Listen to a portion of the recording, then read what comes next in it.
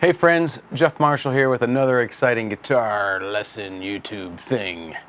You know, I've been wanting to do this for a while. I apologize, I've been away for a while, but I'm back, so let's do this. The thing I want to talk about today, or this evening, it is evening time here, is this thing called the cage system. Super brilliant system. It's a way of mapping out the fretboard so that it makes real logical sense based off of just simple chords. A lot of you may already know this or may have been introduced to it before. There's certainly other videos that you could find on it, but I think it's a really great method, and I've taught it many times, so I feel like I got a pretty good grasp on how to kind of get it across. Relatively simple. If you think about the word caged, if you spell it out, basically C-A-G-E-D, it's an acronym for a C chord, an A chord, a G chord, an E chord, and a D chord. And if you take those chords and you put them together on the guitar, you get boxes based off of those chord shapes. I'll show you what I mean. Let's say, for example, we took a C chord. All right. Now what you want to do is you want to imagine that the nut here is actually a fret. Okay? And if you were to make this C chord and this was a fret and not the nut, you'd have to bar it, right? So your first finger becomes kind of an imaginary capo, if you will. So now you make your C chord, the root tone is with your pinky, the major third here, E, is with your third finger, you have an open G, and then your second finger plays the top C note there.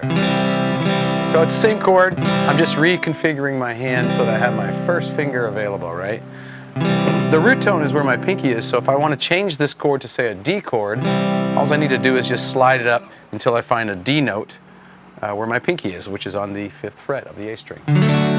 So now it's a D chord, sounds like a D, but still looks like that C chord. Okay? I'm going to do all these chords in the key of D, just so there's no open string, so you can see how these chords all evolve. So the first letter in the word caged is C. Our first pattern that we have here is a C-shaped pattern, and eventually maybe I'll show you some variations of this chord and stuff like that too. But we can also take an A chord. I'm not sure many of you have done this before. And we can move that up the guitar.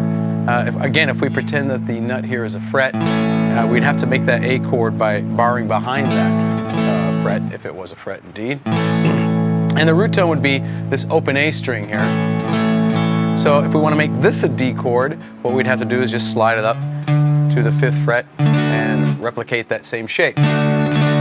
So now we have two versions of a D chord, right? We have a C-shaped D chord here, which would be a pattern 1, and then we have a A-shaped D chord here, which is pattern 2. It's the same chord, it's a different voicing, and it's a different position on the guitar.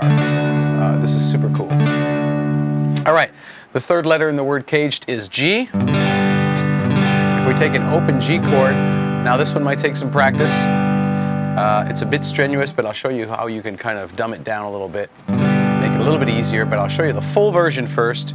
Again, imagine that the nut here is a fret, and in order to make this G chord, you'd have to make it with the last 3 fingers, and you'd have to bar behind the nut here. That's a bit of a stretch, all right? But if I want to make this a D chord, I'd take this shape and I'd move it up. Now the root tone is on the low E string. I would move it up to the 10th fret, and replicate the shape there.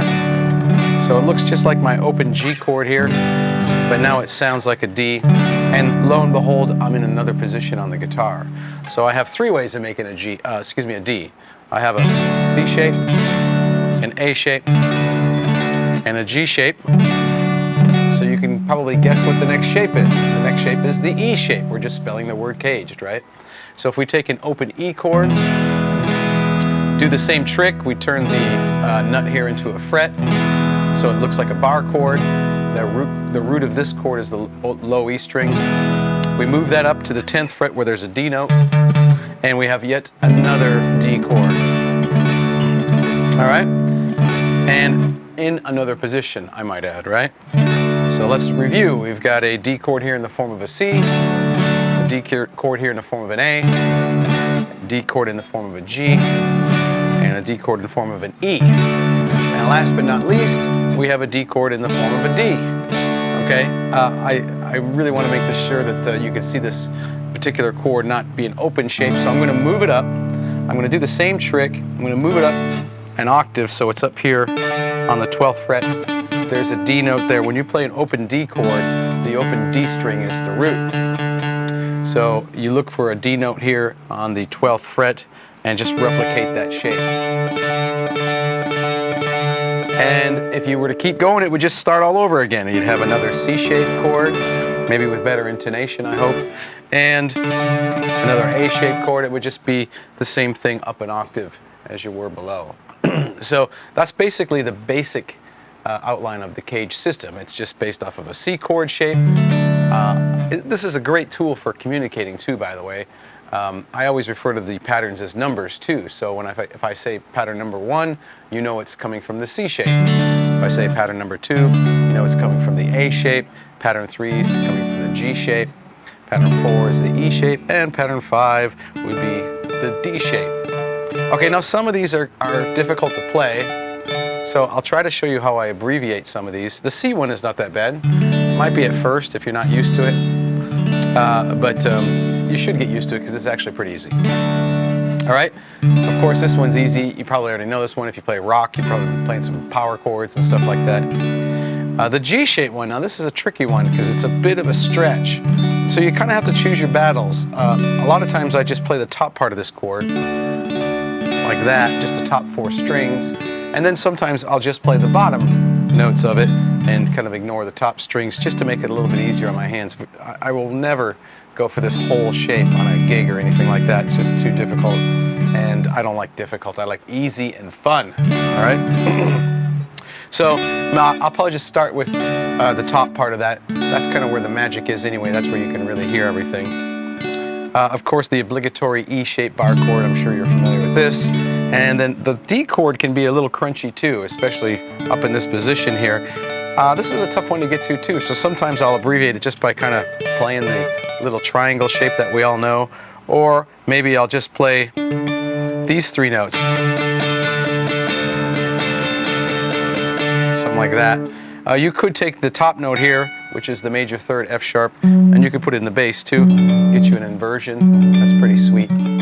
However, way you want to approach it. So here's the great thing, is any modification that you would normally make to these chords, open chords, I call them cowboy chords or campfire chords, whatever you want to call them. Any modification you would make to these chords, you just make the same modification to the cage shapes as you move them up. So let's take an example. Let's say we take the C chord and we make it a C7. I'm going to assume that you know this chord. Right? We'll leave the light on for you. Okay, so if I want to make this a D chord or a D7, all I got to do is just move it up, find a D note.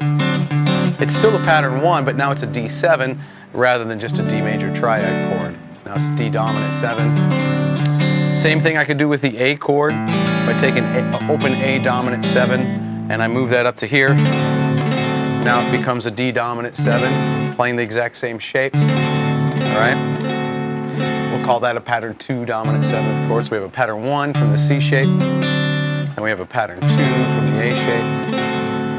If you make an open G7 chord, it looks something like this. And that can be very difficult to turn into a bar form. It would be something like this, which once again is not much fun, and you'll never see me play that on the gig. However, if I did try to bring it up here, what you can see is that the important notes are on the top part of it. So I would probably just go for that. Go for where the top notes are. That's where all the sparkly stuff is anyway, right? So that would be a pattern 3. Here's the full chord. I don't need all this. Hopefully my bass player's got me covered there. So I can just play the top section of that. And that would be a pattern 3. You might want to see that rooted on the G string actually here. But you can see it here too. All right, and then the next one would be based off the E shape. So if you take an open E7 chord, turn that into a bar form, move it up. Now it's a D. I'm up on the 10th fret. Now it's a D7, just coming from the E7 shape. And you can also do that with the open D7 chord. So if I took a D7 chord, made that into a bar chord, and moved it up here, I'd have another dominant 7th chord. So you can hopefully start to see the power of this. It's a very powerful tool. And it's a really great way to organize the guitar because I might be able to potentially learn scales and arpeggios and modes and so on and so forth around these different chord shapes. Let's say, for example, I wanted to play the Mixolydian Mode. I have it there around this chord shape, or I have it here around this chord shape, or around this chord shape.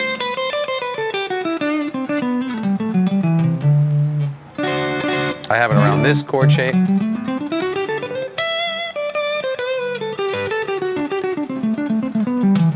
Right?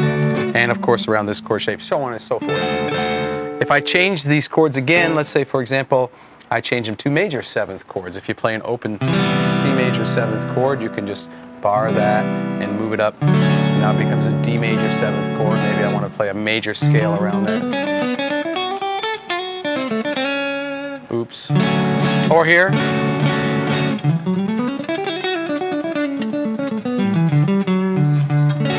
That's a pattern too. So you can see you can attach scales. I could even attach some arpeggios to these patterns. Right? These are all major 7ths. I'm just using those as a navigational tool.